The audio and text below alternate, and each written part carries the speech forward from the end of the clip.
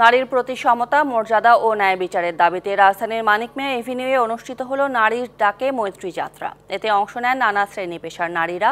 এ সময় নারী বিষয়ক সংস্কার কমিশনের প্রতিবেদন ঘিরে গুজব ও অপপ্রচার এবং ধর্মীয় মূল্যবোধকে অস্ত্র হিসেবে ব্যবহার করে আতঙ্ক সৃষ্টির বিরুদ্ধে সরকারকে ব্যবস্থা নেওয়ার আহ্বান জানান তারা। এছাড়া জাতীয় সংসদ নির্বাচনে 33% নারী প্রার্থী করার দাবিও জানান তারা। শুক্রবার দুপুর থেকে নানা স্লোগান, প্লাকার্ড নিয়ে মানিক মিয়া এভিনিউয়ে নারীর ডাকে মৈত্রী যাত্রা আয়োজনে দলে দলে যোগ দেন বিভিন্ন শ্রেণী পেশার নারীরা। সংহতি জানিয়ে কর্মসূচিতে যোগ দেন চা শ্রমিক, পোশাক শ্রমিক, মানবাধিকার কর্মী, আদিবাসী সহ 50টির বেশি সংগঠন। বিকেলে জাতীয় সঙ্গীতের মধ্য দিয়ে শুরু হয় অনুষ্ঠান। পাঠ করা হয় নারীর ডাকে মৈত্রী যাত্রা ঘোষণাপত্র। ঘোষণাপত্রটি পাঠ করেন জুলাই শহীদ পরিবারের 3 নারী সদস্য।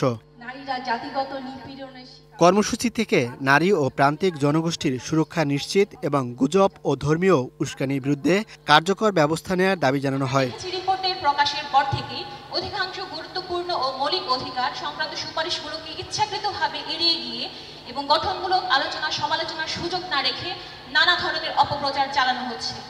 বিভিন্ন স্থানে হামলা, আন্দোলনে বাধা, ধর্ষণ সহ নানা ঘটনা বন্ধে সরকারের কাছে দাবি জানান তারা। বিভিন্ন স্থানে অতর্কিত হামলা, আন্দোলনে বাধা, পরিকল্পিত মব আক্রমণ, মোরাল পুলিশিং, যৌন নিপীড়ন, ধর্ষণ ও সংঘবদ্ধ ধর্ষণ, প্রকাশ্যে মারধর এবং নানা ধরনের হুমকি প্রদান অব্যাহত রয়েছে। নগদ পেমেন্টে 500 টাকা পর্যন্ত ক্যাশব্যাক আর লেনদেনে প্রতিদিন ডিপ ফ্রিজ এবং ঘন্টায় ঘন্টায় এসি, টিভি সহ দারুণ সব গিফট। এ লাঠি প্রতীক হলেও তা নারী শক্তির জানান দিচ্ছে। গানে গানে, নাচে কিংবা কবিতার ভাষায় অধিকারের কথা স্মরণ করিয়ে দেন নারীরা। জাতীয় সংসদ নির্বাচনে 33% আসনে নারীকে প্রার্থী করার দাবি ছিল রাজনৈতিক দলগুলোর প্রতি। নারী ও প্রান্তিক জনগোষ্ঠীর বিরুদ্ধে সহিংসতার হুমকি, নারী বিষয়ক সংস্কার কমিশনের প্রতিবেদন ঘিরে গুজব ও অপপ্রচার এবং ধর্মীয় মূল্যবোধকে অস্ত্র করে হিসাব ব্যবহার করে আতঙ্ক সৃষ্টির বিরুদ্ধে সরকারকে ব্যবস্থা নিতে হবে।